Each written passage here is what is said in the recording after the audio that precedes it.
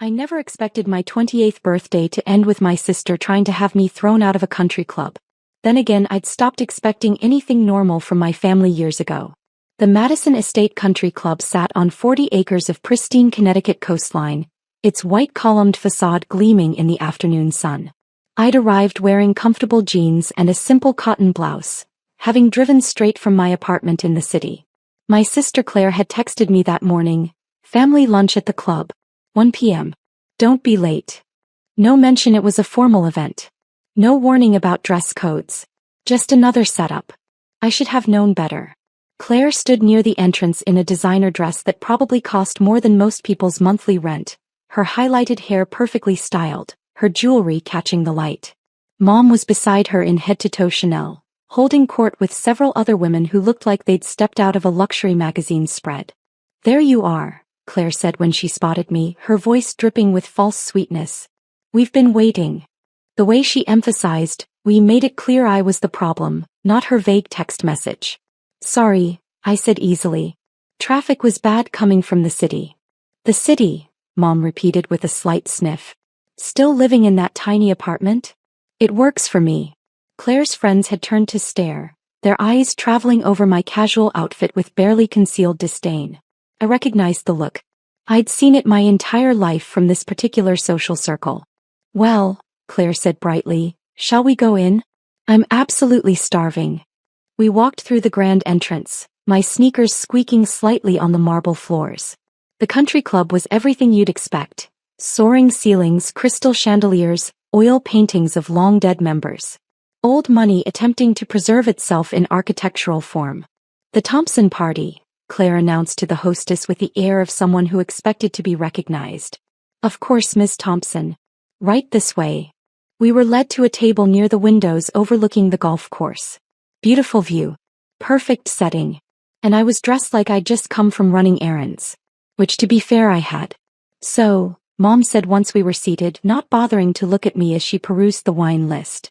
"Claire has some exciting news." "Do tell," I said, genuinely curious. Claire practically glowed. "Richard proposed." "Congratulations," I said warmly. "That's wonderful. We're having the engagement party here next month," she continued, gesturing around the room. "And the wedding will be here too, of course. This club is perfect. Very exclusive. Very." She paused, her eyes landing on my outfit, refined. "It's a beautiful venue," I agreed. "Yes, well, we're very fortunate to have memberships here," Mom said. "Your father's business connections made it possible, though Claire and Richard's status certainly helps maintain our standing." The implication was clear. I contributed nothing to the family's social position. "Richard's family has been members for 3 generations, Claire added. "His grandfather was on the board of directors." "Impressive," I said, meaning it. "Unlike some people," Mom said pointedly, "who can't even manage to dress appropriately for a family lunch." I took a sip of water. "You said family lunch. You didn't mention it was formal." "Any lunch at the Madison estate is formal, dear. One would think that's obvious." Our waiter arrived, saving me from having to respond. We ordered. Claire chose the lobster, Mom the Dover sole, I went with the chicken salad, and then the real performance began. "We're planning the engagement party for 60 guests, Claire announced. "All the right people, naturally. Richard's business partners, our closest friends, family." "Sounds lovely," I said. "Of course, we'll need to be selective about the guest list," Mom interjected. "The club has standards. We can't just invite anyone." I knew where this was heading. "Which reminds me," Claire said, her voice taking on an apologetic tone that didn't quite reach her eyes. "About the engagement party. We're really trying to keep it intimate. Just our inner circle." "I understand," I said calmly. "Do you?" Mom asked. "Because last time we had a family event you showed up looking like this." "That was Thanksgiving," I reminded her. "At your house. You said casual." "Casual doesn't mean impoverished," Claire said with a little laugh, gesturing at my outfit. "Honestly, Emily, you're 28 years old. When are you going to get your life together?" "My life is together," I said evenly. "Living in a studio apartment, working at..." Mom trailed off with a vague wave of her hand. "Whatever it is you do with computers. Data analysis." "Yes, that." She said it like I'd admitted to working at a fast food restaurant. The point is, dear, you're not exactly where we hoped you'd be at this age. Claire was already engaged to Richard at 26, and look at her now. A beautiful home in Greenwich, a successful fiancé, memberships at all the right clubs. I'm happy for Claire, I said honestly. But not ambitious for yourself, Mom finished. It's disappointing, Emily. Your father would be disappointed too. Bringing up my father, who'd passed away 3 years ago, was a low blow. But it was Mom's specialty. I think Dad would be proud of me, I said quietly. For what? Claire asked with genuine curiosity. What have you actually accomplished? I could have told them right then. Could have explained exactly what I'd been building for the past 6 years. Could have shown them the documents in my bag that proved just how accomplished I actually was. But I'd learned something valuable about my family. They never listened. They'd already decided who I was, and no amount of evidence would change their minds. At least, not evidence presented by me. I'm doing fine, I said instead. Our food arrived, and for a few minutes we ate in relative silence. Then Claire's phone buzzed and she squealed with delight. Oh my God, Mom, look. The Hendersons can make the engagement party. And they're bringing the Vanderbilts. Wonderful, Mom said, beaming. This is going to be the event of the season. We'll need to upgrade the menu, Claire mused. Maybe the filet mignon instead of the salmon. And champagne, obviously. The good stuff. Spare no expense, Mom agreed. This is a celebration of Claire's future. I continued eating my salad, letting their planning wash over me. I'd become quite good at tuning out these conversations over the years. Of course, we'll need to be careful about the seating arrangements, Claire said, pulling out her phone to make notes. The Vanderbilts can't sit with the Prescotts. You know they're in that legal dispute. And Richard's mother will want to be near the windows. What about family seating? Mom asked. Oh well, Richard's parents at the head table with us, obviously. His siblings at table 2 with their spouses. Uncle James and Aunt Patricia at table 3. I waited, but my name never came up. Where should we put Emily? Mom finally asked, her tone suggesting she'd rather not put me anywhere at all. Claire looked up from her phone, her expression one of carefully constructed sympathy. Actually, Mom, I've been meaning to talk to you about that. Here it comes, I thought. The thing is, Claire continued, with limited space and so many important guests, I'm not sure we can accommodate everyone we'd like to invite. You're not inviting your own sister to your engagement party? I asked calmly. It's not that simple, Claire said quickly. It's just, this is a very important event for Richard's career. His business partners will be there, potential clients, people from his firm.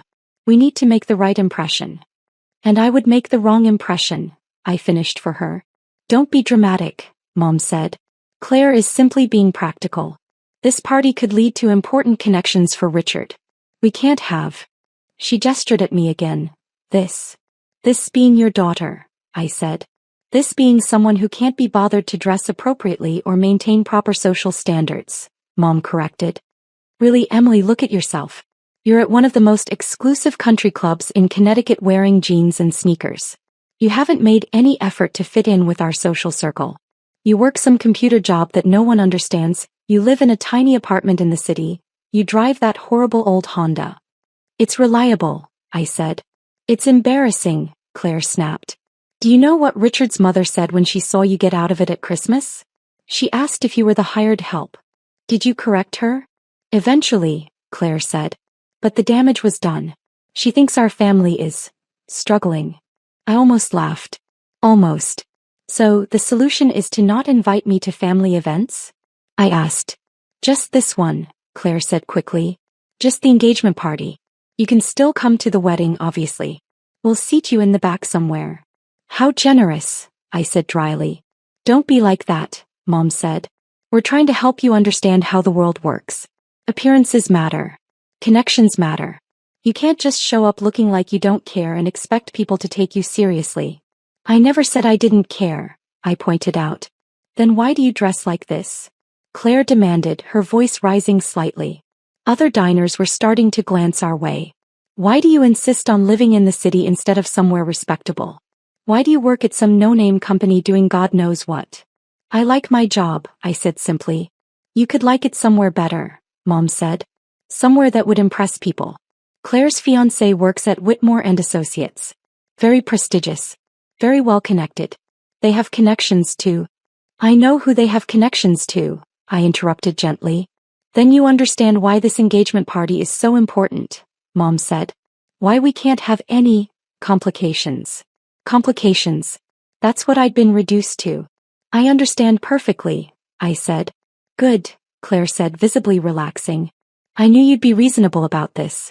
And really, you'll probably be more comfortable not coming. These events can be so boring, all that small talk with people you don't know. I know most of them, I said quietly. You know of them, Mom corrected. That's different from actually being part of their circle. Which you're not. The waiter came to clear our plates and offered dessert menus. Mom and Claire ordered the crème brûlée. I declined. Now, Claire said, pulling up something on her phone, let me show you my ideas for the table settings. I'm thinking white roses and gold accents. She launched into an elaborate description of her party plans while Mom nodded approvingly and offered suggestions. I sat quietly, my water glass leaving a ring of condensation on the white tablecloth. This was how it always went. Me sitting on the sidelines while Claire and Mom discussed Claire's perfect life, Claire's perfect plans, Claire's perfect future. I'd long ago stopped trying to participate in these conversations. They didn't want my input. They wanted an audience, someone to witness and validate Claire's success. The fact that I was the sister being excluded was just a bonus. And the photographer Richard hired has shot weddings for 3 governors, Claire was saying. He's incredibly expensive but worth it for the publicity shots. Publicity? I asked despite myself. Well, yes, Claire said as if it were obvious. Richard's law firm is very prominent. Our engagement will likely be mentioned in the society pages. We need professional quality photos. Of course, I murmured. Which is another reason we need to be selective about who appears in them, Mom added pointedly. We'd moved past subtle and straight into blatant. The waiter brought their desserts, and they discussed the wedding plans between bites of crème brûlée. Venue capacity, invitation wording, honeymoon destinations. All the details of a wedding I apparently wouldn't be welcome at. Finally, lunch wound down. Mom requested the check, made a show of reviewing it carefully, and then pulled out her credit card with a flourish. High treat, she announced. A celebration of Claire's engagement. Thanks, Mom, Claire said, kissing her cheek. Emily, Mom said as we stood to leave, perhaps next time we have a family meal, you could make an effort with your appearance. For Claire's sake, if not your own. I'll keep that in mind, I said neutrally. We walked toward the exit, Mom and Claire chatting animatedly about wedding dress shopping next week. I followed a few steps behind, the invisible sister. We were almost to the entrance when Claire stopped suddenly. Oh, she said brightly. There's Melissa Harrison. I have to say hello, she's on the wedding invite list. She hurried over to a woman in tennis whites, leaving Mom and me standing near the marble fountain in the foyer. Emily, Mom said quietly, turning to face me. I hope you understand we're not trying to be cruel. We're trying to protect Claire's future. This marriage is important for our family's standing. I understand, I said. Do you? Because sometimes I wonder if you really grasp how serious this is. Richard comes from old money. Real money. His connections could open doors for all of us. But only if we present the right image. And I'm not the right image, I said flatly. Not currently, no, Mom admitted. But it doesn't have to be this way. If you just make an effort, better clothes, a more impressive job, perhaps meet someone from a good family, things could be different. I'm happy with my life, I said. That's because you don't know what you're missing, Mom said with something almost like pity. You've settled for so little that you think it's enough. But Emily, you could be so much more if you'd just try. Before I could respond, Claire returned, flushed with excitement. Melissa's coming to the party, she announced. And she's bringing her husband who just made partner at his firm. Richard will be thrilled, they could really use those connections. Wonderful, dear, Mom said warmly. We continued toward the exit. But as we approached the doors, Claire suddenly grabbed my arm. Actually, she said, her voice taking on a new edge, I just realized something. What? I asked. You can't leave through the main entrance dressed like that, she said, gesturing at my outfit. People might think you're, well, not a member. Claire, I said quietly, I am a member. You. She laughed. Emily, do you have any idea what membership costs here? It's $150,000 initiation fee alone, plus $15,000 annual dues. You can barely afford your studio apartment. She's right, Mom said. It's embarrassing enough that you showed up looking like this. Let's not compound it by having you exit through the main doors. Use the side entrance. I stared at them both. You want me to leave through the service entrance? Just this once, Claire said. Please? I don't want anyone to see you and think. Think what? I asked, my voice still calm. That we're. Claire trailed off, searching for the right word. Poor, Mom supplied bluntly. If people see you dressed like that leaving through the main entrance, they'll assume we're not actually the kind of members who belong here. A small crowd had started to gather in the foyer. I recognized several faces. Other members, club staff, people who moved in the same social circles as my family. Perfect. I'm not leaving through the service entrance, I said clearly. Emily, Claire hissed, glancing around nervously. Don't make a scene. I'm not making a scene, I said. I'm leaving through the front door like any other member. Any other member wouldn't be dressed like a vagrant, Mom said sharply. That's when Claire made her mistake. She turned to the security guard standing near the entrance, a professional-looking man in his 50s with a club security badge. Excuse me, she said in her most authoritative voice. Could you please remove this poorly dressed person? She's embarrassing us. The security guard looked at me, then at Claire, confusion crossing his face. Ma'am, She doesn't belong here, Claire continued, her voice getting louder. More people were stopping to watch now. Look at her. She's clearly not member material. We can't have people like this wandering around the club. Claire, I said quietly, don't do this. Why not? She demanded, turning on me. You're making us look bad. You're always making us look bad. For once, could you just accept that you don't belong in places like this? Mom nodded her agreement. The security guard is just doing his job, Emily. Perhaps if you dressed appropriately, this wouldn't be necessary. The security guard looked deeply uncomfortable now. Ladies, I'm not sure. Remove her, Claire insisted. Immediately. I'm a member here and I'm requesting that this person be escorted out. The foyer had gone quiet. 20 or so people were watching now, their country club lunch interrupted by unexpected drama. I stood calmly waiting. That's when David Morrison appeared. David was the club's director, a distinguished man in his 60s who'd managed the Madison estate for over 20 years. He'd clearly been summoned by someone who recognized that this situation was escalating beyond a simple security matter. What seems to be the problem? He asked smoothly, his voice trained to diffuse conflicts among the wealthy. Finally, Claire said. Mr. Morrison, thank goodness. This person, she gestured at me, needs to be removed from the premises. She's not dressed appropriately and she's causing a disturbance. David looked at me and I saw recognition flash in his eyes. Then something else. Alarm. Miss Thompson, he said carefully, is there a problem? This is Miss Thompson, Claire said impatiently, pointing at herself. I'm Claire Thompson and this is my mother, Patricia Thompson. We're members here. This, she gestured at me again, is my sister who is not a member and needs to leave. David's expression didn't change, but I saw his shoulders tense. I see, he said slowly. And you're asking me to have your sister removed from the club? Yes, Claire said. Immediately. Before she embarrasses us further. She's dressed like a homeless person, Mom added. It's completely inappropriate. Surely you can see that. David turned to me and in his eyes I saw a question. I gave him the slightest nod. Miss Thompson, he said, and there was a new quality to his voice now. Formal. Professional. Shall we revoke their memberships? The foyer went completely silent.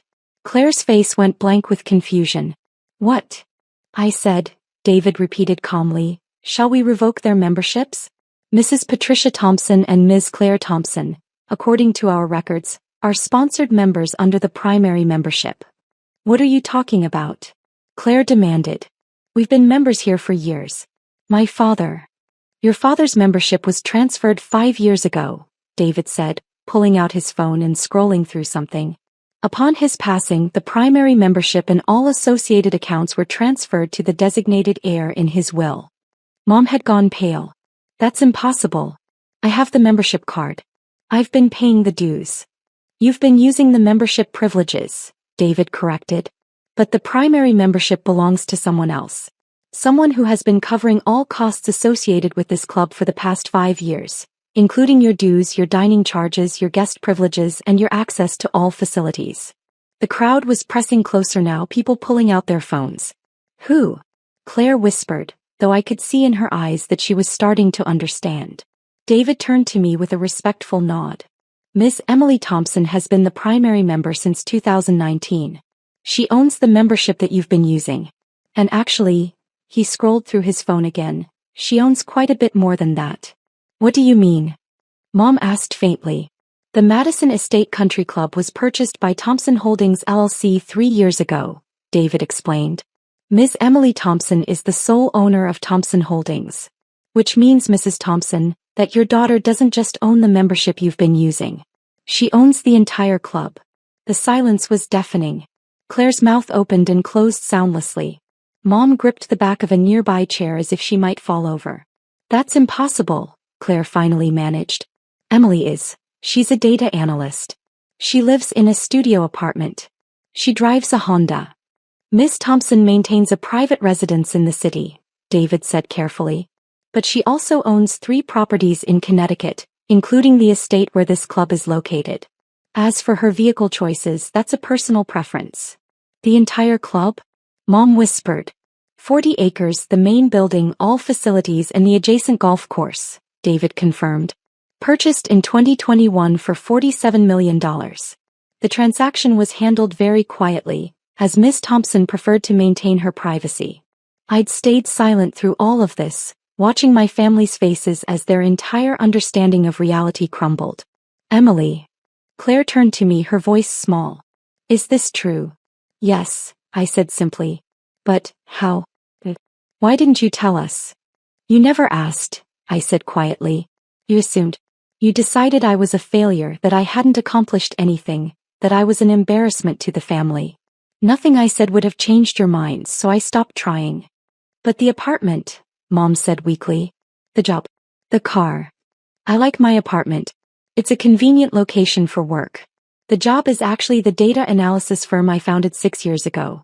We handle financial modeling for investment firms. And the Honda is reliable. I don't need to impress anyone with my car. 6 years ago, Claire repeated. You've been successful for 6 years and you never told us? I tried, I said. Remember when I invited you to my company's launch party? You said you were too busy. When I mentioned I'd bought a property in Connecticut, you assumed I meant a condo and made jokes about my starter home. When Dad died and left me the club membership, you thought it was a pity gesture because I couldn't afford my own. The truth was settling over them now, cold and undeniable. Every time you've complained about paying dues here, I continued, my voice still calm, I was actually paying them. Every meal you've charged to the membership, every guest you've brought, every club event you've attended, I was covering all of it. I've been covering all of it for 5 years. Why? Mom asked, and she actually sounded hurt. If you could afford all this, why live the way you do? Why let us think? Because I wanted to see if you loved me, I said quietly. The real me. Not the version you wanted me to be, not someone who impressed your friends, just me. And I got my answer. Claire was crying now, mascara running down her cheeks. Emily, You tried to have me thrown out, I said not unkindly. You told security to remove me because I embarrassed you. You uninvited me from your engagement party because I didn't fit your image. And Mom, you told me Dad would be disappointed in me. I didn't mean. Yes, you did, I interrupted gently. You meant every word. Because to you I was a failure. Someone who settled for less, who didn't try hard enough, who wasn't good enough for your social circle. David was still standing there, professional as always, but I could see sympathy in his eyes. Miss Thompson, he said carefully, your instructions? This was it.